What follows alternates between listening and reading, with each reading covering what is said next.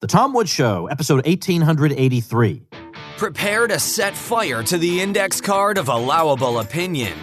Your daily dose of liberty education starts here. The Tom Woods Show. Hey folks, Tom Woods here. We're just going to dive right into the topic today. Jeremy Kaufman is with me today, and we're going to talk about how you deal with a behemoth like YouTube. What do you do when it has crazy rules and it arbitrarily limits or bans you or won't allow certain topics to be discussed or whatever it is? What do you do about that? Do you sit and whine, or do you take matters into your own hands and build something? Well, I think you see where this is going. Jeremy, welcome to the show. It's great to be here with you, Tom. I'm a big fan.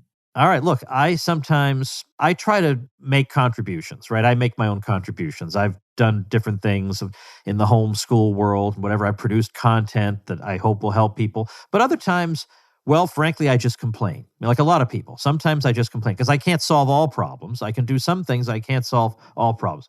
But you actually are solving a major problem. You have more or less solved, as long as people adopt it, a major problem that we're facing. And that has to do with YouTube, which for the longest time, a lot of us had a very naive view of. I mean, I assumed that I would never, ever run into problems with YouTube. The thought didn't occur to me. Maybe 10 years ago, there'd be this or that isolated video that got taken down, but it was so unusual. We might protest it, but nobody was really all that worried about it. And now, all of a sudden, it's just absolutely insane. So you have devised an alternative. Now, your alternative, the only drawback to it is that the name of it is almost like the unpronounceable symbol that Prince changed his name to for a brief time. So tell us about that.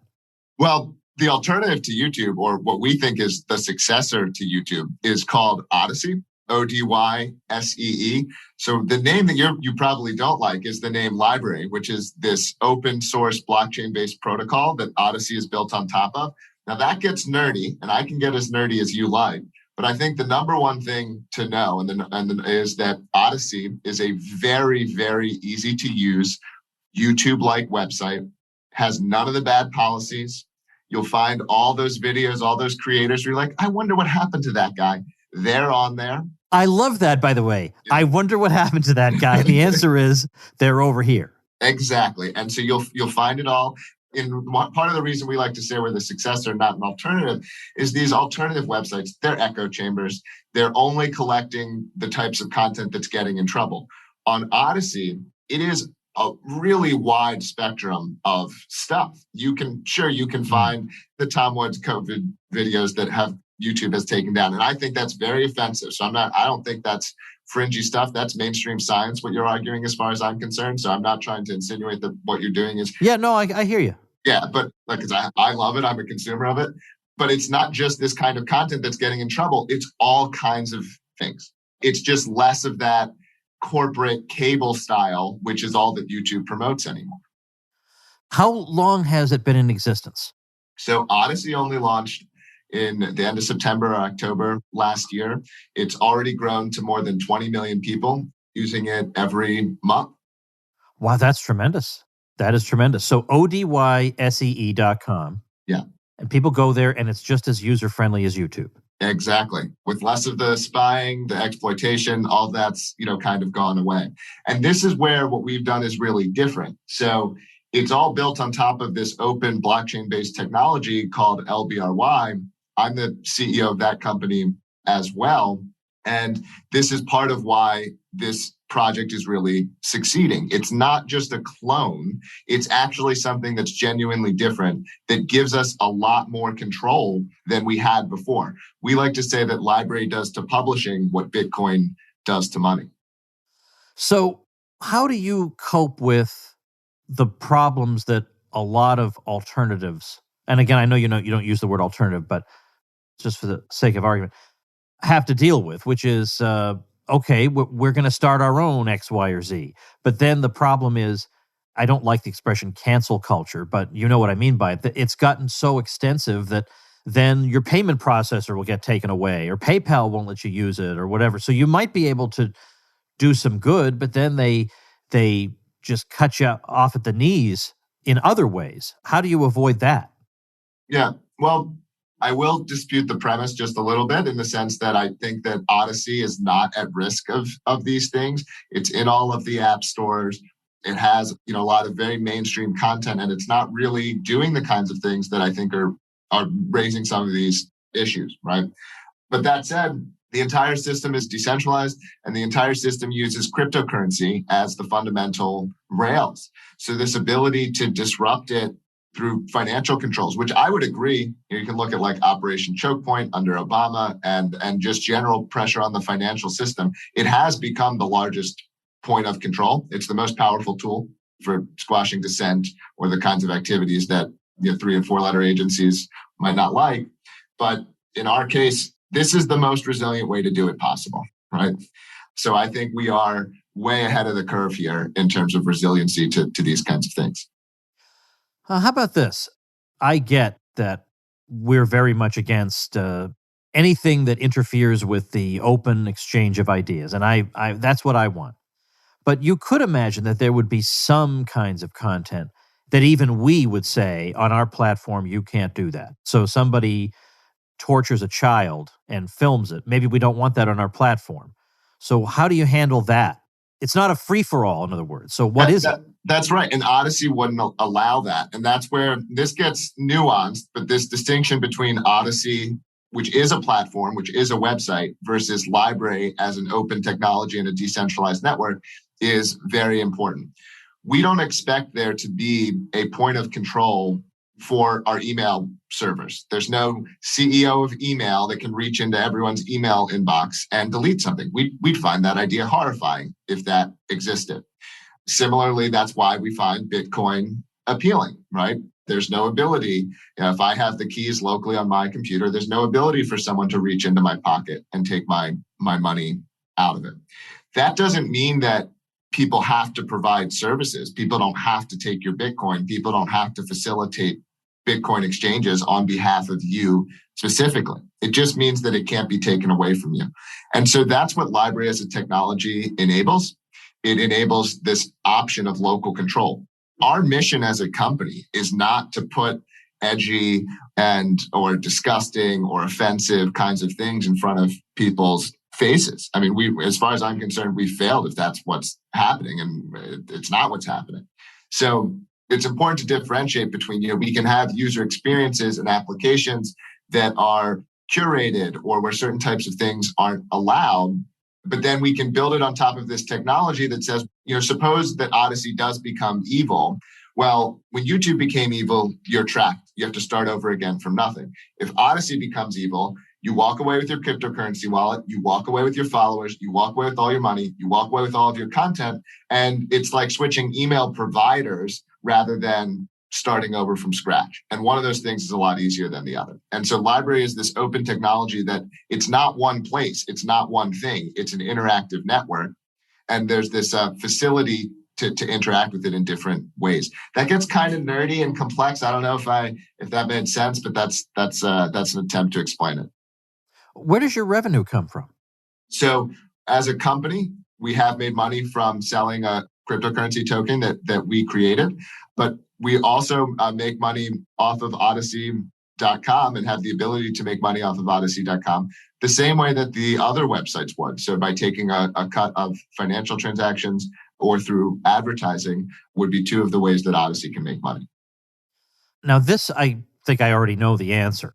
The answer is you just need to keep getting more and more users. I understand that. The trouble with a new platform like this is that what tends to happen is that the fringy people go there first. So people who really are a little bit odd, they shouldn't have their videos taken down, but the oddballs who had their videos taken down tend to go there first. So then, because of the presence of oddballs, it dissuades people who are less oddballish from going there, and you need to get a critical mass of people there. Is there a way to overcome this? Completely agreed. I think we kind of have already overcome this. I mean, if you go down the Odysee homepage and look at the categories, you're going to find all kinds of mainstream stuff. A lot of the biggest science and engineering creators on YouTube are publishing to Odysee. People who are doing, makeup videos or animal videos that have millions of followers on YouTube. They've come over and are publishing to Odysee.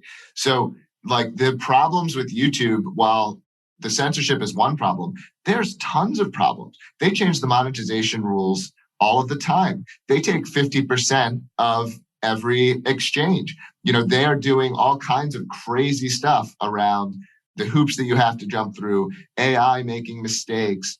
They're putting a bunch of onerous things on their creators around like taxes and financial exchanges and things like this. And so like there's a lot of people that have a problem with YouTube from a lot of different angles. And so it's not this space where it's just that kind of thing. Yeah, you can find Alex Jones on Odysee. I think Alex Jones should be allowed to make videos, but it's not dominated by Alex Jones. It's dominated by, stuff that's way closer to the center. Was there a proverbial last straw for you when you said, that's it, we have to do this? Or was it a slow build? It was more of a slow build. I mean, the library technology is something we've been working on for more than 4 years. And it's something that I came at from sort of a more abstract kind of principle than like, oh, I know that I'm competing with YouTube. I was really intrigued by some of the things that you could do by applying blockchain in the space of digital publishing more generally. Like library as a technology, for example, is used by Defense Distributed, which does the firearms CAD files. They're firearms engineers and they share their files. Now, that's not something people go to Odysee for, but the library network is used for that because they can have a decentralized identity and they can prove that they've published these certain files and everyone can trust them and find them. And so library was a more abstract system. We saw that so many people were having this problem with YouTube that we were like, yeah, we really think we need to focus on that. Now, there are other platforms that have popped up recently as YouTube alternatives. How do you feel about that? Do you feel like maybe you guys should somehow be joining forces, that maybe this is a duplication of effort?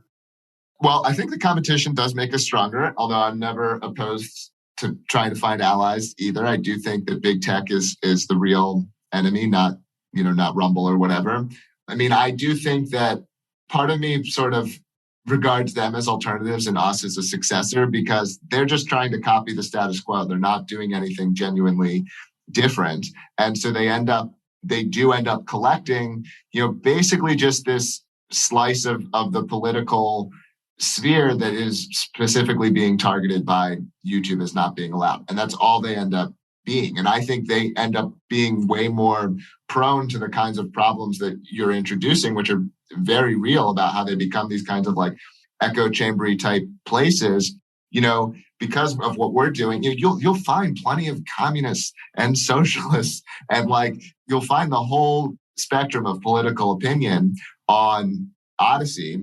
And also 90% of it's not even political because what we're doing has just a much broader appeal. It's much more this disruption of something that's different and better than what came before, rather than someone who's being like, oh, I'm just going to copy this other guy, but I'm going to serve a different audience. What we're doing is actually different. So I think that that's a big part of why we're ultimately winning this sort of space.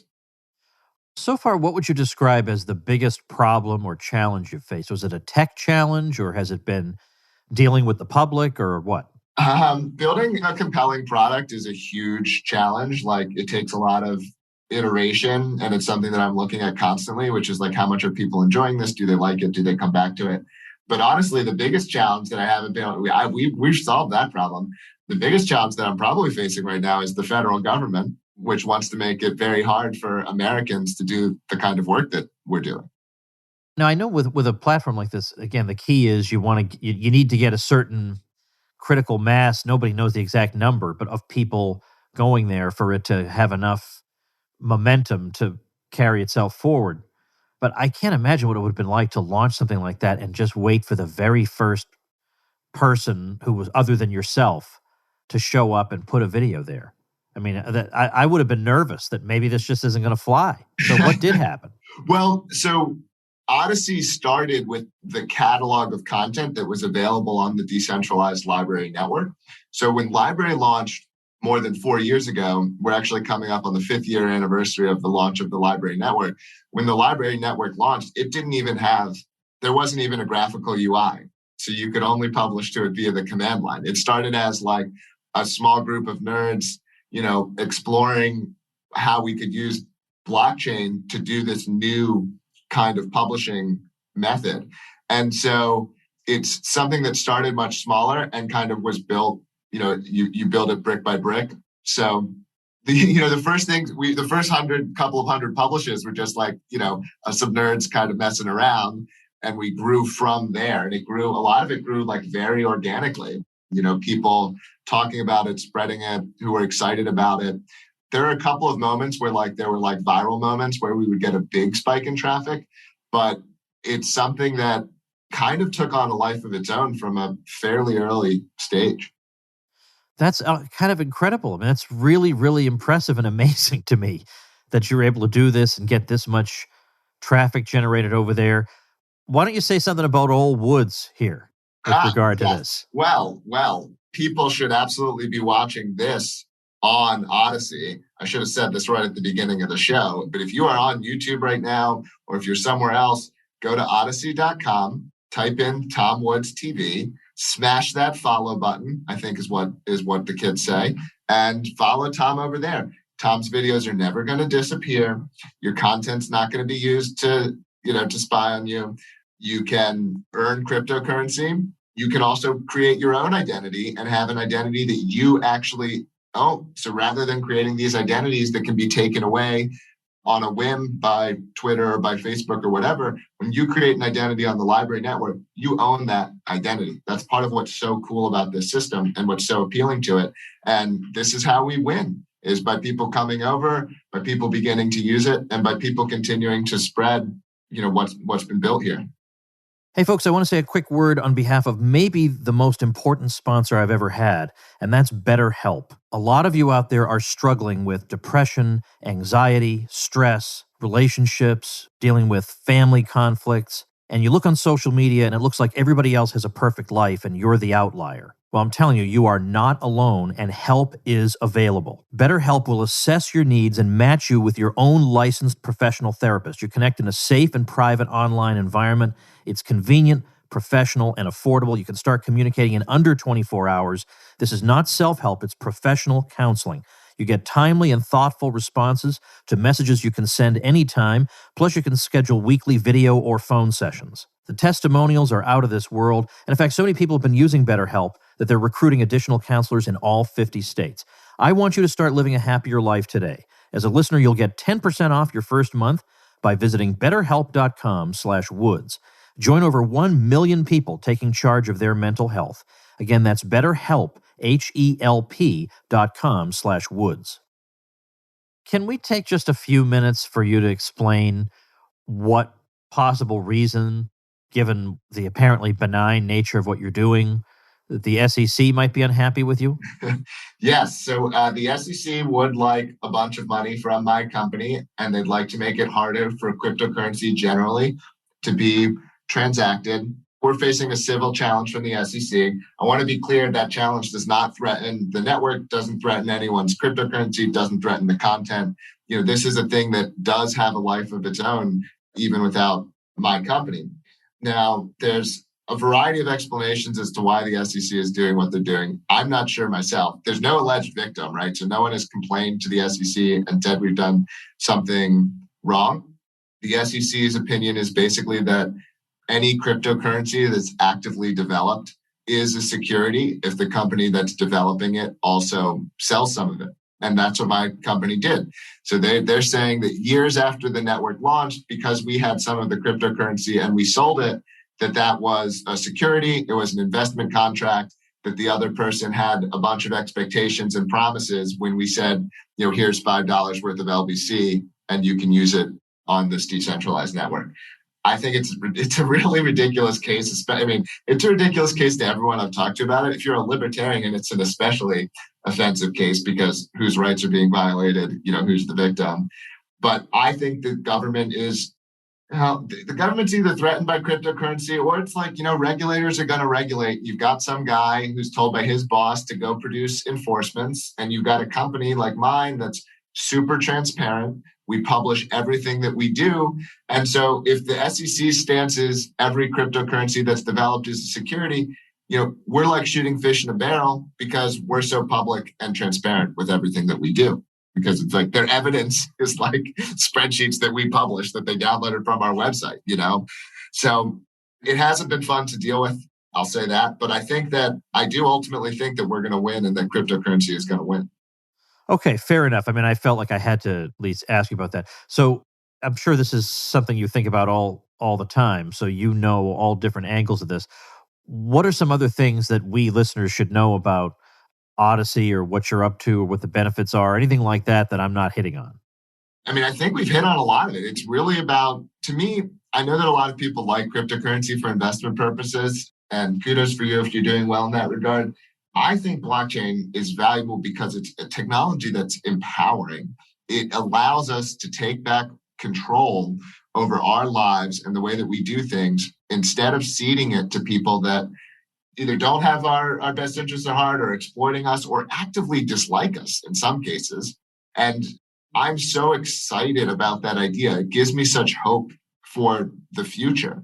And if that's an idea that you share, I mean, just start using it and get involved with it. And Odyssey is a great way to do that, but go beyond, use other things, use technologies that don't require us to cede our power and our abilities to these groups that are going to abuse us essentially. And so the number one thing you can do if you haven't done it already is go onto Odysee, create an account, and just start using it. If you want to do more, we do have a website about the SEC case. It's help LBRY save crypto. So if you want to learn more about that, it is big for the industry. But the number one thing to do, in my opinion, is just to start using Library and Odysee if you're not doing it already.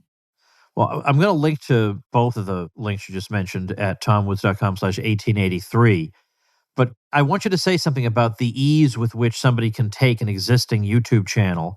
And you don't necessarily have to abandon YouTube, but at the very least, you want to mirror your content over here and take the existing content you have and protect it against having it all wiped out.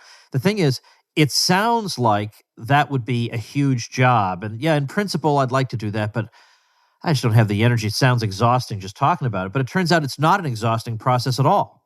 That's right. It is extremely easy. It's one of those things where it's like so easy. People think there must be a scam because it's like, it's like if you say that something is free, you like get your hackles up versus if it's like $5, you're like, that's a fair price. So I worry sometimes because I make it sound too easy that people are like, there must be a catch. There's no catch. You go onto Odysee. When you create your account, you check a single box. We require you to prove that the channel is yours. And then we publish everything on your behalf to the network. And it's not just your past catalog, it's your ongoing catalog. So if you're on YouTube and you're a creator, there's no reason not to do this. It means that your content will be safe. It will allow you to start building a following on Odysee, and you don't have to do anything. We love it if you do more, right? We love it if you mention Odysee in your shows and you encourage your audience, over there. But it is no work to get started. And so if you're a creator on YouTube, you really should do it.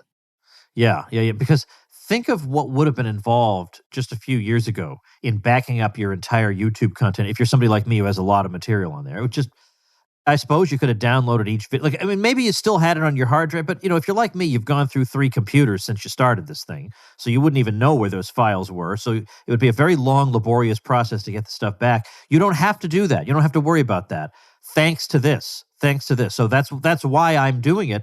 I mean, sometimes I like to do things regardless of the effort involved because they're just the right thing to do. But I'd say it didn't hurt that it was really easy to do. It did not hurt. Yeah, look, I think you have to be realistic. If you're being too idealistic, you're only going to get people who are like ideologues, right? And you'll see with some of these decentralized technologies, whatever, they're so hard to use. I have a background in creating usable software before this company even. And it's something that we really obsess over is making a product that's really user-friendly and easy to use. And so that attitude that we had, in applying to this, let's make it so simple for people to bring their content over. That's really the attitude we've applied to everything. And so I think you'll find something that's also way better than the quote other alt tech platforms in terms of the quality of the product.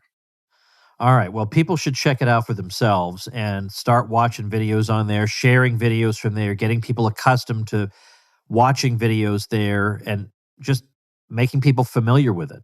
because that's important to get. The more people are over there, the more good we're going to do. Because of all possible times in world history to suppress information, this is the worst. I mean, well, I don't know if this absolutely, but it's up there. It's in the top 10. Let's say in my lifetime, it absolutely is. It's the most.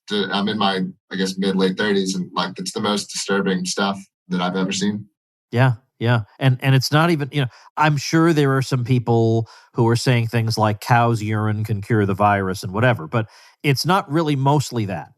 Even if you're critical of lockdowns, there's a huge number of peer-reviewed studies supporting you on that, and you can have stuff taken down for that. It's insane. It's insane. So thank you for doing something while the rest of us were sitting around griping.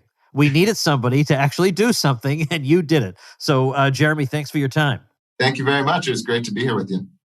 All right, folks, that's it for today. Tomorrow, Kevin Gutzman is back on the show. It's been a long time since we talked to Kevin. He is the co-author with me of the book, Who Killed the Constitution? He's also the author of several other very important books. He's a biographer of James Madison. He wrote a great book on Thomas Jefferson.